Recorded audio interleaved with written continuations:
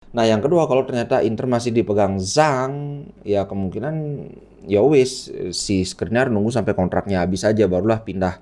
Mungkin nggak jadi ke PSG, bahkan mungkin bisa ke Real Madrid karena Alaba juga udah agak tua kan. Aku dengar Real Madrid juga tertarik sama Skriniar. Level winnernya Itali tidak pernah degradasi. Inter Milan kebanggaanku.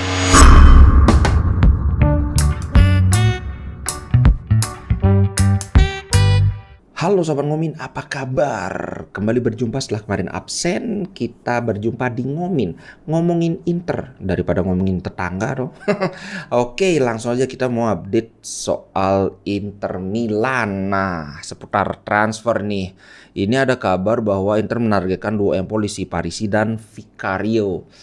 Vicario ini kiper, Parisi ini wingback. Tapi dua-duanya ya sekedar sebagai backup, bukan calon pemain utama. Nah, Vicario ini aku tertarik untuk membahas, walaupun Inter menargetkan Vicario, tapi Inter kayaknya masih akan melihat bagaimana statusnya Handanovic, karena secara ekonomi ya jelas Inter akan lebih pilih untuk memperpanjang kontraknya Handanovic, karena yang satu beli pemain, yang satu tinggal diperpanjang aja. Jelas kalau beli pemain kan duit yang keluar lebih banyak, apalagi Handanovic sudah sangat akrab karena ini kan statusnya legenda Inter kan, dia juga pemimpin di ruang ganti, jadi jelas apa ya, prioritas Inter itu Handanovic. Cuma sekarang kembali ke Handanovic sendiri, dia pinginnya gimana, apakah dia rela jadi kiper kedua, karena sekarang aja dia sudah jarang banget main, apalagi musim depan umurnya sudah nambah, Onana sudah semakin nyetel ya gitu.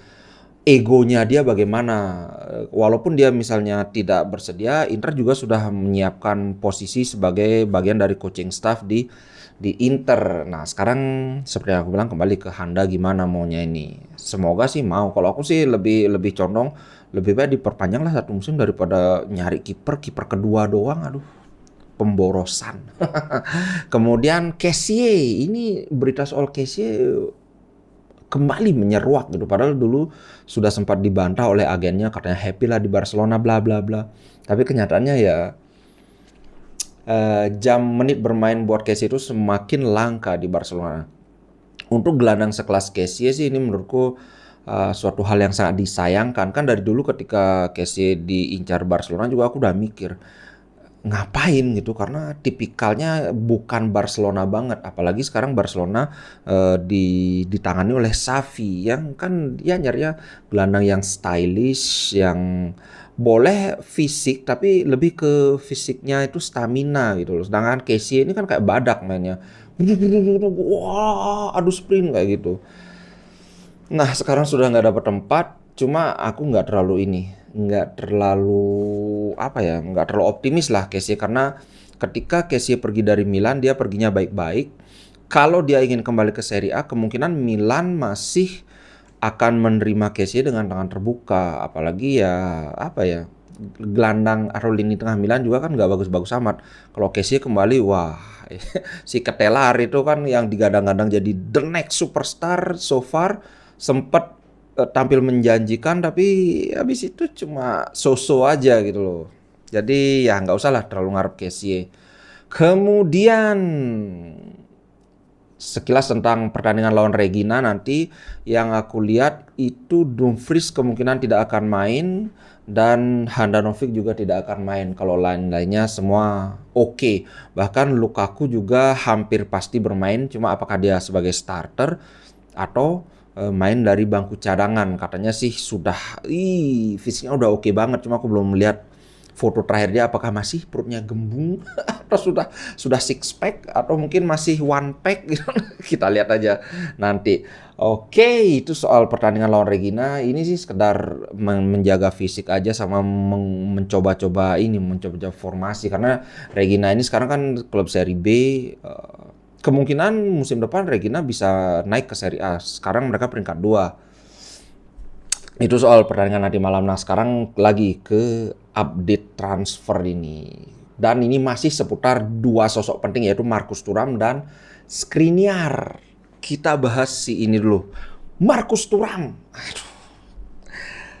Kemarin saingan Inter itu MU, kemudian Juve juga. dua-duanya sama-sama berat ini. MU duitnya lebih bagus dari Inter. Juve, bapaknya Marcus Thuram legenda Juve. Jadi ini udah berat banget.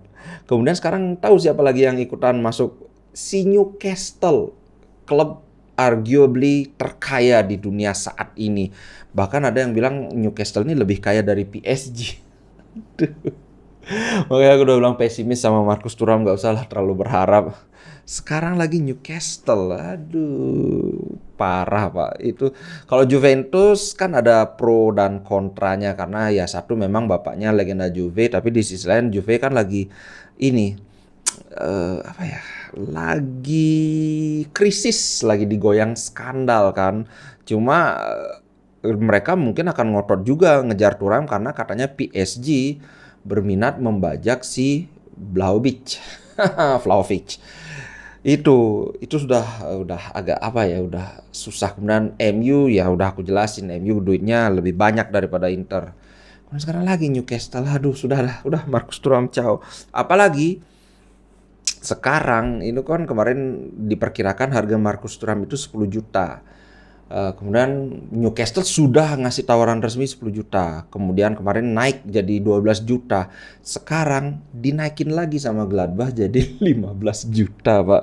Gila, pemain yang tinggal 6 bulan harganya 15 juta. Aduh, susah ini. Udah, bye Marcus Thuram. Ini kayak kalau ada keajaiban bakalan seneng banget, tapi ya jangan terlalu berharap. Oke, sekarang kita bahas Skriniar. Skriniar tampaknya tidak terlalu apa ya, tidak terlalu menyenangkan.